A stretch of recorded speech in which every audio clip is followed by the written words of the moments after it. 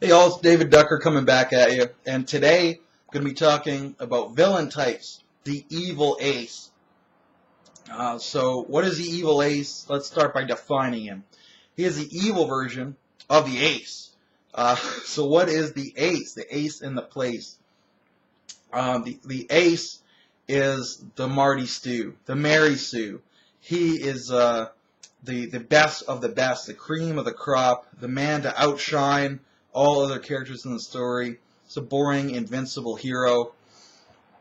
So this is going to be the villainous example of that.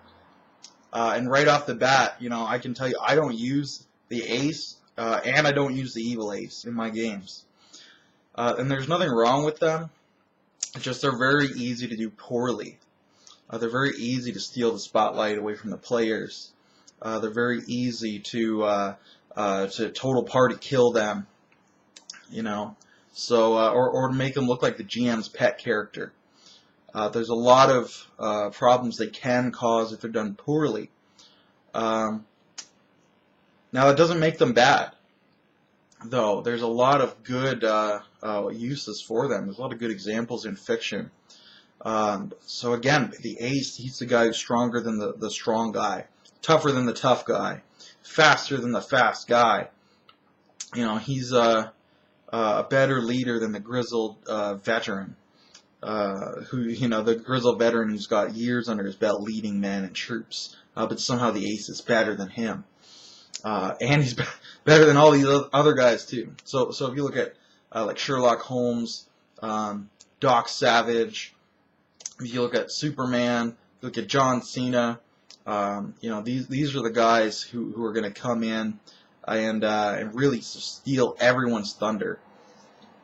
The Dread Pirate Roberts from The Princess Bride, he comes in and he outthinks the smart villain. He outfences the master fencer, and then he clasps in the sleeper on Andre the Giant and gets Andre the Giant down on the ground. So this is, I don't use them as just a regular ace because I don't want to outshine my players. If you're going to use the regular ace, it's best to turn him into the evil ace at some point. This fallen hero archetype. Look at Harvey Dent in The Dark Knight. He was the ace. And then he fell. He became, this version of the evil ace. And it was a great storyline to have someone that everyone legitimately looked up to and have him turn to the dark side. Oh, you could say Anakin Skywalker was, if he were actually he were portrayed well, if he could emote somewhat, he could have been the evil ace. But maybe Darth Vader is a better example because he was a better starfighter pilot than Luke Skywalker. He was a better swordsman than Obi-Wan Kenobi. He had the most badass uniform, so he looked cooler than the stormtroopers. He commanded Star Destroyer in the second movie, or is that the fifth movie? But anyway, and he's a great character, and people love him. They're like, how can Luke Skywalker beat this guy? How can anyone beat this guy? That's like the Juggernaut. This is a big benefit of the evil ace, is that if you do manage to beat him, to get something over on him, it's a huge accomplishment.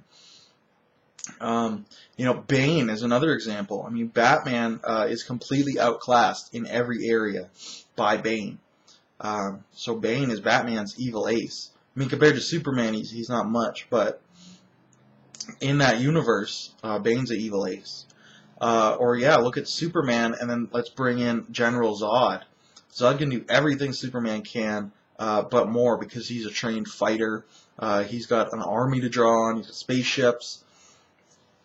So he takes a character like Superman, who's usually the boring, invincible hero, and he says, well, I'm going to make you look like a chump, because I'm better than you in every possible way.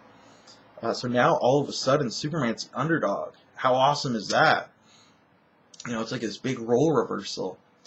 So that's the kind of thing you can do with the evil ace. Is you can have one man, one bad guy, so tough, so bad that he can take the entire party on at the same time. You know, he's tougher than the barbarian. He shoots better than the ranger. He's got more black magic than the wizard. You know, his god cares more about him than the cleric's god cares about them. So the whole party has to come together and team up and beat this one guy because he's so good. Which unfortunately makes the party look like the bullies and makes them look like the bad guys. And maybe he did deserve to win. But that can be an interesting story as well. So like I said, it's something that's really easy to overplay and make the party just jobbers and just beat the party down and beat them down, and they never get the win, and that's not cool. It'll make your players upset. You got X-Pac Heat from that. Check out my video on X-Pac Heat. And it can be a boring story. It can be a boring character if it's not really done well. So I just try to avoid them because my game is a sandbox, so I don't know how much spotlight each character is necessarily going to get. And knowing that this guy could steal the spotlight if he's in it for too long, I don't even want to risk him being there for that to happen. So I just don't use them. You know, there's a million other types of villains. There's a million other types of characters to use. But if you're doing a one-shot, this could be like the guy to do a one-shot with, because you can really control him and make sure that that he's not overshining them. He's shining, but he's not going to outshine them. So I think that's all I got to say about the Evil Ace. That's what he is. That's where I use him, which is like not at all. But there's a lot of potential for you to use him. You can see him in a lot of different media. You know, he's the baddest man on the planet. And they can often they can turn into a good guy as well.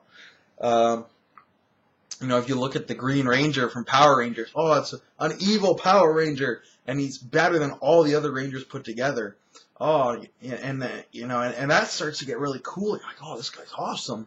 And then he turns and he joins the good guys, and you're like, oh, wow, oh, this is amazing.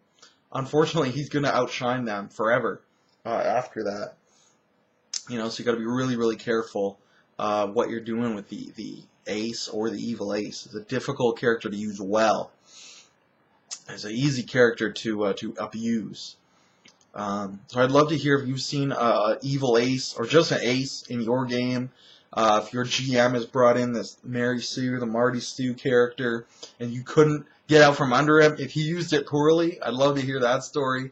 I don't think I've seen that done, but I've certainly heard a lot of stories about it, and I can see how it could go down that way. You know, I've had player characters try to be the Ace and outshine the rest of the party. Unfortunately, or perhaps fortunately, they just weren't skilled enough to pull it off out of game. Their role-playing skills weren't that strong. But I just stopped rambling, though. That's everything I wanted to say. But please let me know. What you've seen about the Ace and the Evil Ace, because it's a really interesting character type. So until then, I am your real life Ace, and I'm going to be back to you real soon with another video. So I hope that you tune in.